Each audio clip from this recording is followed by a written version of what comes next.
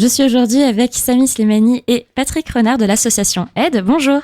Bonjour. Bonjour. Est-ce que vous pouvez m'expliquer un petit peu ce que c'est que l'association et quels sont les buts de l'association pour commencer ? Alors, Aide, c'est une association de lutte contre le VIH et les hépatites. Donc, c'est une asso de promotion de la santé.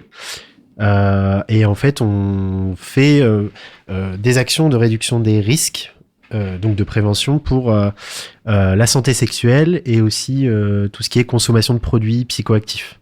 Donc, pour les usagers de drogue, voilà.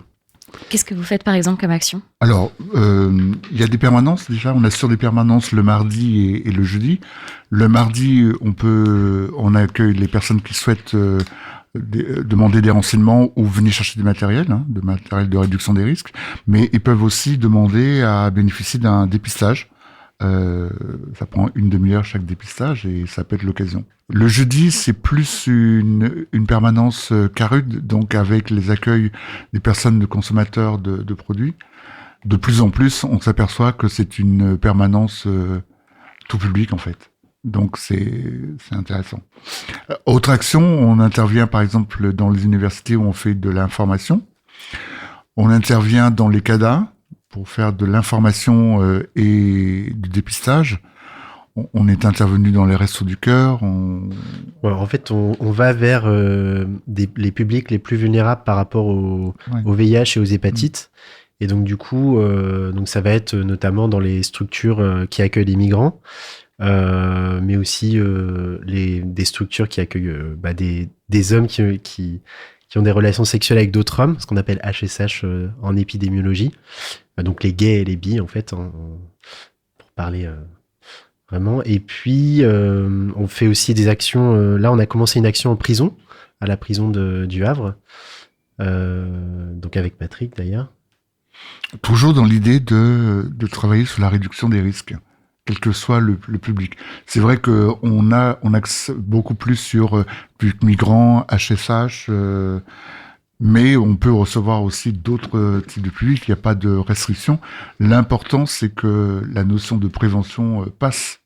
Et alors, on est dans une approche, donc vraiment, on n'arrête pas de dire réduction des risques et non prévention, parce que voilà, on est dans une association où on n'est pas dans le jugement, donc on va jamais dire à une personne tu dois mettre un préservatif ou il faut que tu arrêtes de te piquer ou quoi que ce soit, mais on est plutôt dans une approche de réduire les risques et donc de parler avec la personne de ses consommations sans jugement.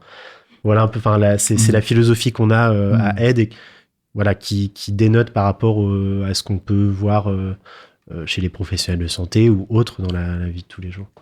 C'est ce qui permet d'approcher aussi les publics qu'on vise, puisque si on va vers le public assez chasse avec une idée des pratiques normales entre guillemets ou normatives, on n'y arrive pas parce que les gens à la limite ils ont les pratiques qu'ils veulent.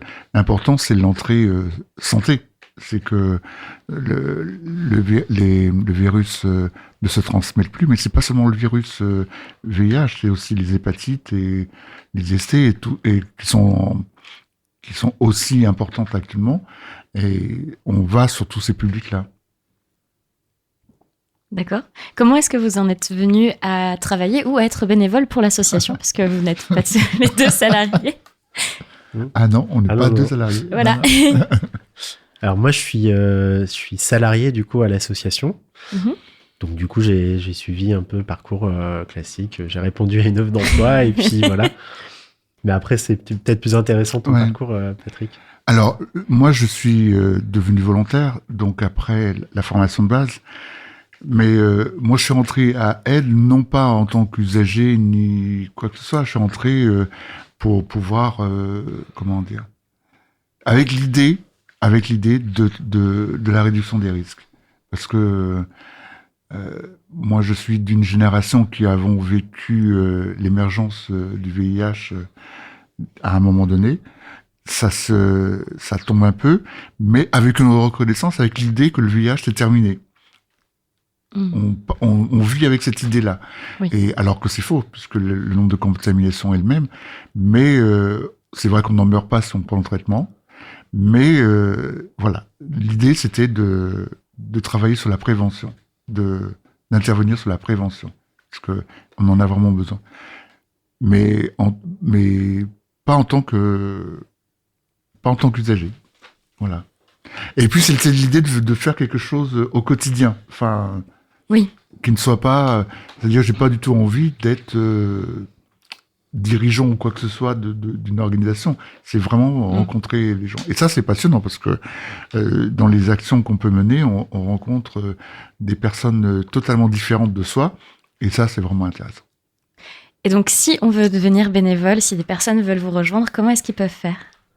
Ils peuvent tout simplement venir pendant les permanences. Donc, notre local, il est situé au 8 rue d'Après-Madevillette, donc au Havre. Donc, c'est vers la place Danton, en fait.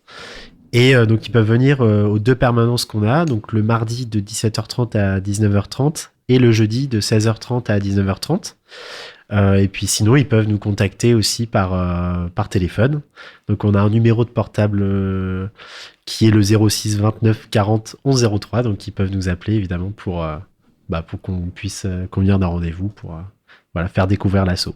Pour paraphraser une pub actuelle, c'est, je dirais aux bénévoles, venez comme vous êtes, parce que on peut donner très peu de temps ou beaucoup, ça dépend de sa disponibilité, ça dépend aussi de sa façon d'être, parce que on est tous différents. Mais ce qui est intéressant, c'est que on peut apporter chacun à sa façon à aide. Parce que on rencontre des publics différents, donc on est plus à l'aise avec tel public. Donc c'est pour ça qu'il faut avoir des bénévoles avec des histoires différentes et avec des envies différentes. Ça nous permet de multiplier les lieux et surtout d'être différents avec les publics différents. D'accord. Donc, à savoir que les permanences sont ouvertes sans rendez-vous ? Oui, sans rendez-vous. Oui. Et il y a possibilité de prendre rendez-vous avec vous pour des cas particuliers ou si on n'a pas envie d'être confronté à plein de monde ? Oui, bien sûr. C'est pour ça que j'ai donné aussi le téléphone. C'est que on peut aussi, en dehors des horaires de permanence, pouvoir bénéficier d'un rendez-vous si on a des demandes particulières et qu'on n'a pas forcément envie de partager ça avec un accueil généraliste, quoi. Donc, il n'y a pas de souci. Est-ce que vous aviez autre chose à rajouter ?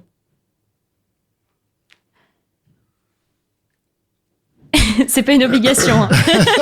Non, sur l'asso. Ah bah si peut-être. Oui. Juste de dire que en fait on est une association donc nationale, mais on fonctionne aussi au niveau régional. Donc c'est-à-dire il y a 2 antennes en fait en Normandie qui se situent à Rouen et au Havre. Et donc en fait on fonctionne vraiment de manière régionale, c'est-à-dire qu'on a des réunions de temps en temps avec les militants aussi de Rouen pour vraiment organiser toutes les actions de manière régionale, quoi. Voilà. Eh ben, merci beaucoup. Merci à vous.